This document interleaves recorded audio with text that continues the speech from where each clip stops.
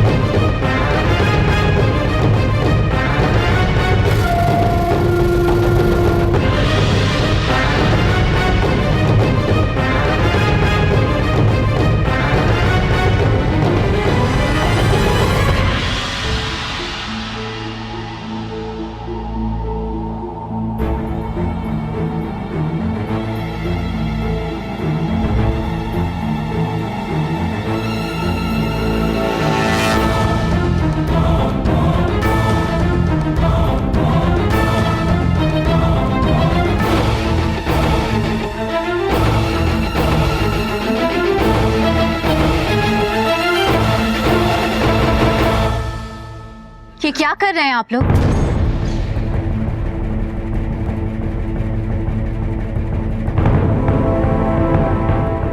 भरी पंचायत में एक औरत के साथ ये कैसा बर्ताव किया जा रहा है?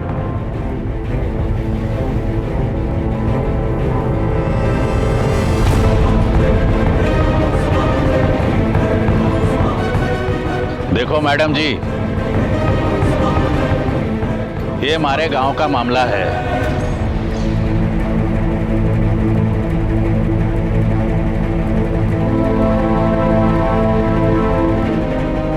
और हम ना चाहते हैं कि कोई पुलिस और कानून हमारे गांव के फैसले के बीच दखल डाले।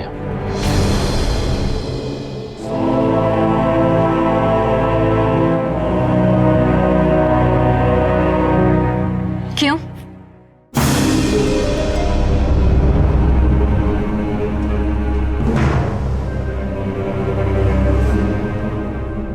क्योंकि आप लोगों को लगता है कि आपकी पंचायत कानून से भी ऊपर है ना?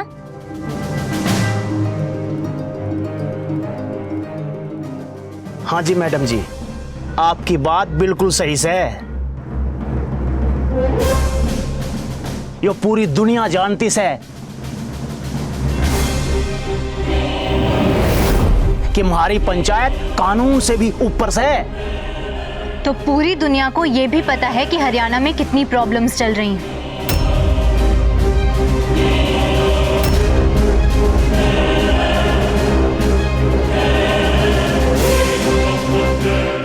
अच्छा,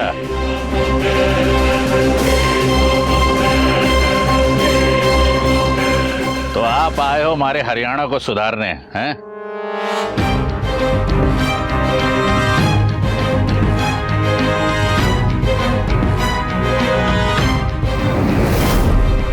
मैं सुधारने नहीं आई हूं, बताने आई हूं।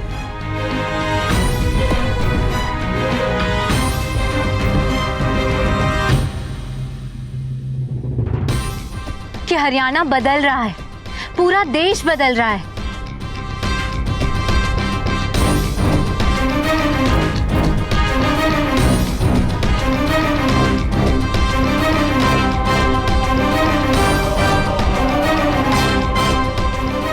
और अब बहुत जरूरी है कि हम सब भी बदलें।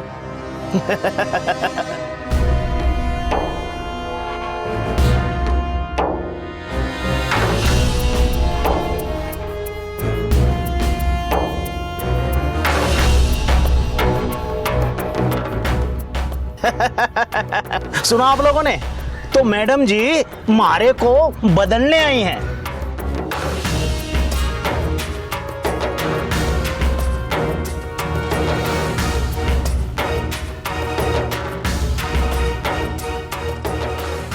भाई अपना अपना काम करते हैं।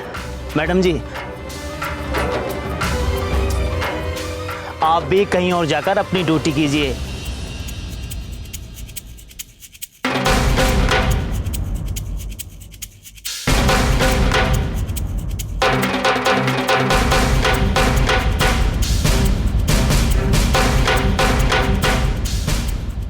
और प्लीज हमारे बीच में दखलंदाजी मत कीजिए, मेहरबानी करके।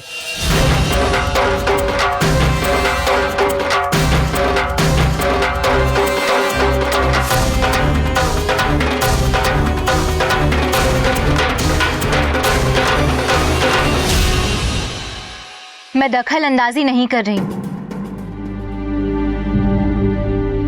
मैं सिर्फ बात करने आई हूं।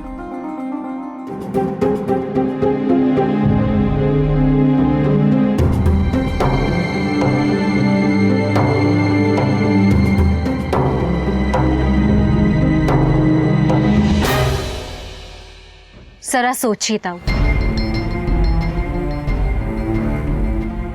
आप सबके बीच में एक अकेली औरत को इतनी बेइज्जती के साथ घसीटा जा रहा था।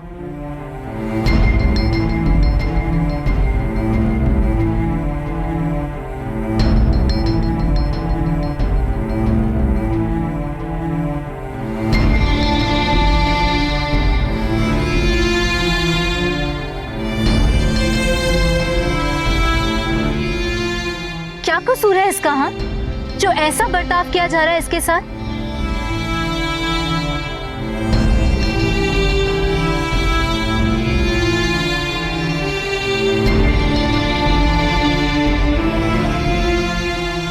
यही ना कि ये आप सबके बीच यहां अकेली खड़े होकर अपने लिए न्याय मांग रही थी, हाँ?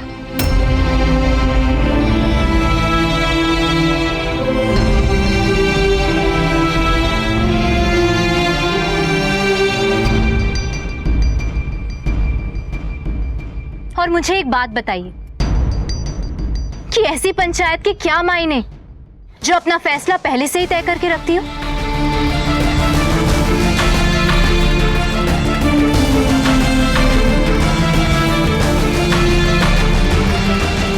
जिस पंचायत के फैसले पहले से ही तय हो, उस पंचायत के क्या मायने हैं?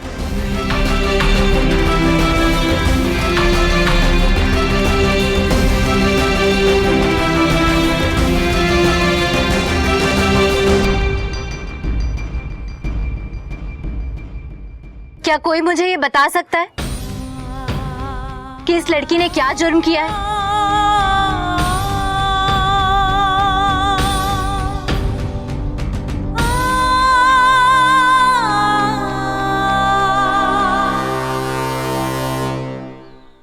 क्योंकि इसने अपने ससुराल वालों की बात नहीं मानी।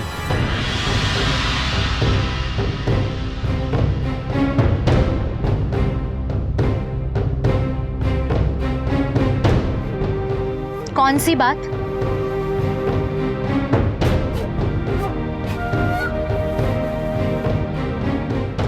इन्हें ये पता करना था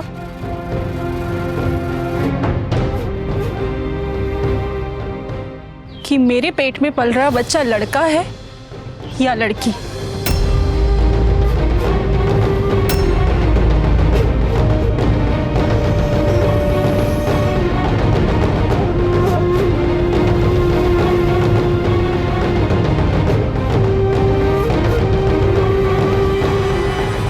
क्या? हाँ, ये मुझे जबरदस्ती अस्पताल ले जाने लगे और मैंने इसको मना किया। अरे एक बात कान खोल के सुन ले, माँ और बापू ने कहा है कि लड़का चाहिए तो लड़का ही चाहिए। एक लड़का जना है ना मैंने। सोनू के बाद अगर लड़की हो भी जाएगी तो कौन सा बड़ा पहाड़ टूट जाएगा। इन्होंने मुझे यहाँ पंचायत में लाके खड़ा कर दिया।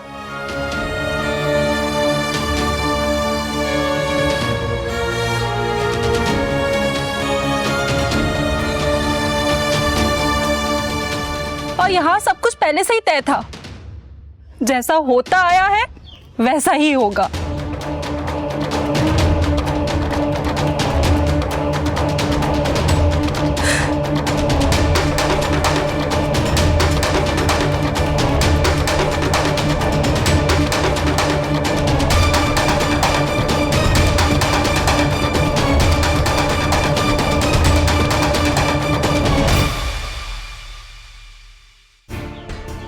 कैसी विडंबना है। एक तरफ तो पूरे देश में बेटी बचाओ बेटी पढ़ाओ के नारे बुलंद हो रहे हैं,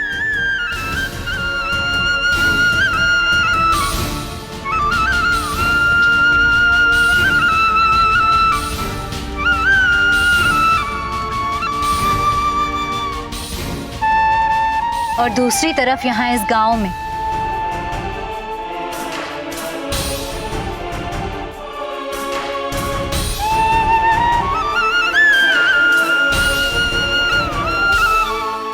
एक औरत को लिंग जांच करने पर मजबूर किया जा रहा है।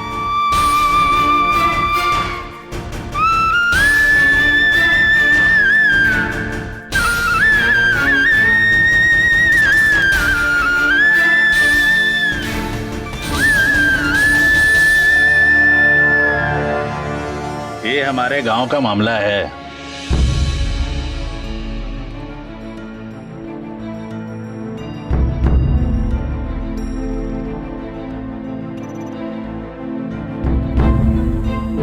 और ये परंपरा सदियों से चली आ रही है। ये कैसी बात कर रहे हैं आप ताऊ?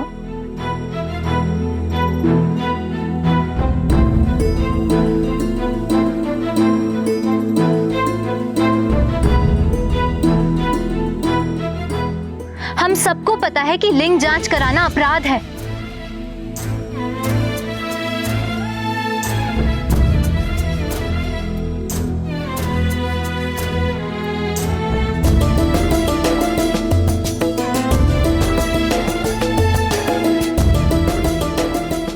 आप ही सोचिए ताऊ, अगर सभी लोग आप ही की तरह सोचने लगे तो फिर क्या होगा?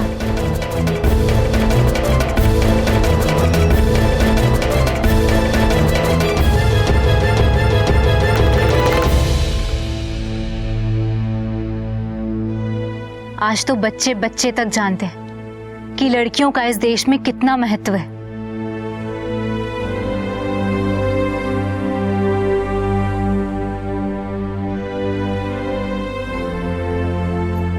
हमें पत्नी चाहिए, मां चाहिए,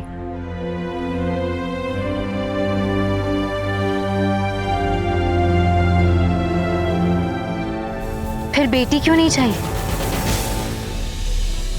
आप जैसी साहसी और हिम्मत वाली औरतों की वजह से ही हमारे देश में बदलाव आएगा, वरना कितनी औरतें ऐसी हैं जो चुपचाप बस सहती रहती, पर वो ये नहीं जानती कि वो सिर्फ अपने साथ ही नहीं बल्कि पूरे देश के साथ अन्याय कर रही हैं। बेटा तो है भाग्य से, बिटिया सौभाग्य से। हमें पत्नी चाहिए, माँ चाहिए, फिर बेटी क्यों नहीं चाहिए?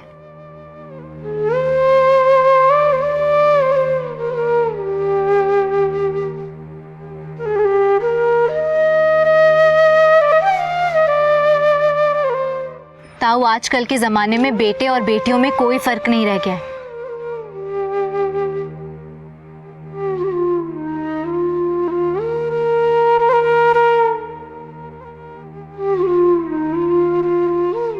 अगर फर्क रहता ना तो आज मैं यहाँ एक आईपीएस ऑफिसर बनकर आप लोगों के सामने नहीं खड़ी होती।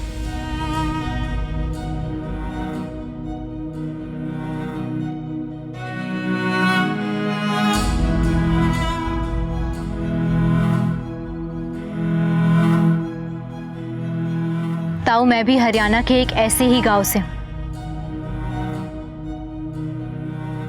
जहां पर लड़कियों का पैदा होना अपराध माना जाता था।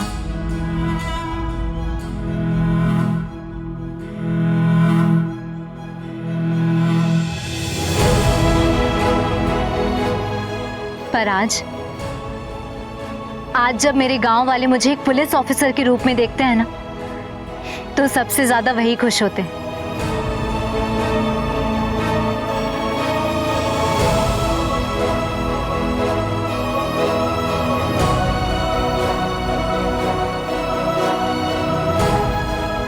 और इन सब का श्रेय जाता है मेरे पिताजी को, जो कि आप ही की तरह एक सरपंच हुआ करते थे। वीर, आज तन्ने फैसला करना है। तन्ने वो छोरी चाहिए या मैं तेरा बाप?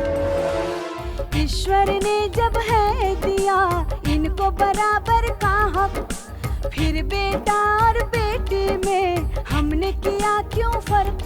बेटियों को मिलेगा जो मौका, नाम रोशन करेंगे बड़ों का। जमाना बदल रहा है पिताजी। अब देखे दुनिया अब सब बेटे छोरे छोरी में कोई भेद नहीं रहा। तू कहना क्या चाहवे से? क्योंकि बेटा तो है भाग्य से, बिटिया सौभाग्य से। क्योंकि बेटा तो है भाग्य से, बिटिया। यो मैं नहीं कर सकता पिताजी।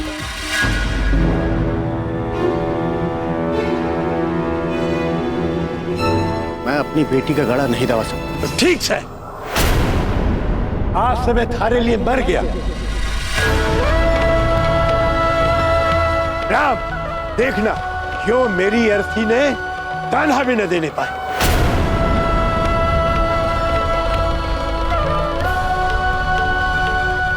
चल।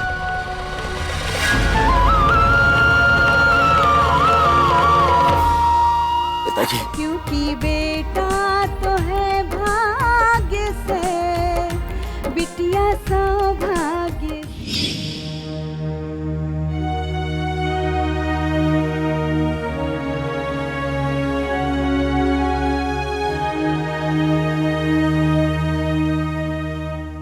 एक पढ़ी लिखी लड़की आप लोगों के गांव बहू बनकर आई है।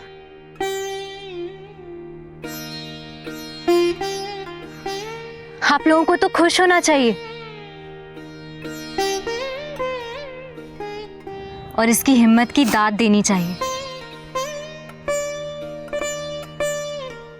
कि इसने अपने खिलाफ हो रहे अन्याय का विरोध किया है।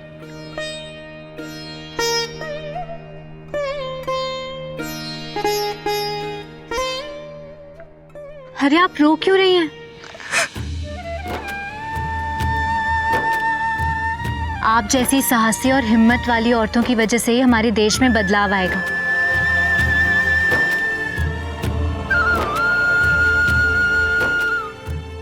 वरना कितनी औरतें ऐसी हैं जो चुपचाप बस सहती रहती।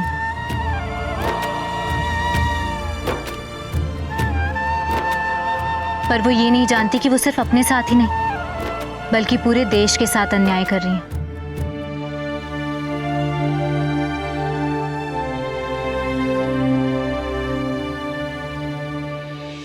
हाँ, पहली बार किसी और के मुंह से अपनी तारीफ सुनकर ये आंसू रुक नहीं पाए।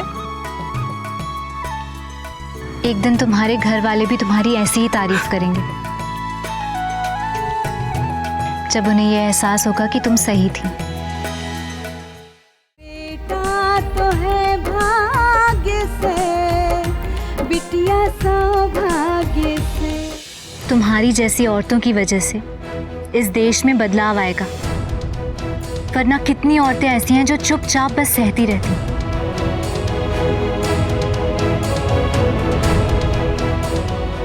पर वो ये नहीं जानती कि वो सिर्फ अपने साथ ही नहीं बल्कि पूरे देश के साथ अन्याय कर रही है।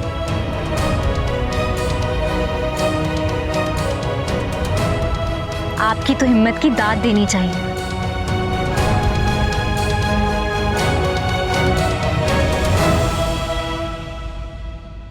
मैडम, ये तो खुशी के आंसू हैं।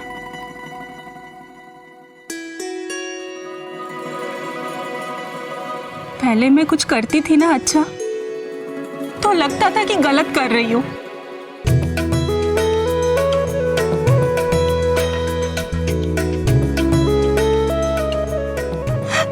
आज पहली बार लगा कि मैंने जो किया वो अच्छा था, सही था।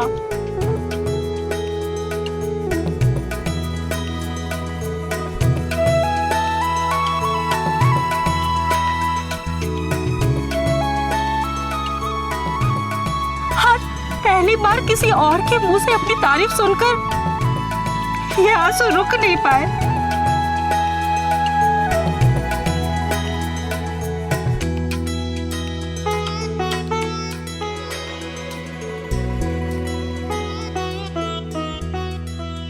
देखना, एक दिन तुम्हारे घर वाले भी तुम्हारी ऐसी ही तारीफ करेंगे।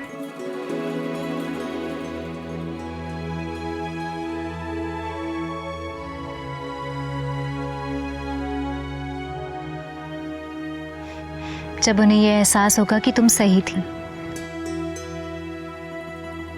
और वो गलत। ईश्वर ने जब है दिया इनको बराबर का हक, फिर बेटा और बेटी में हमने किया क्यों फर्क। ईश्वर ने जब है दिया इनको बराबर का हक, फिर बेटा और बेटी में हमने किया क्यों फर्क।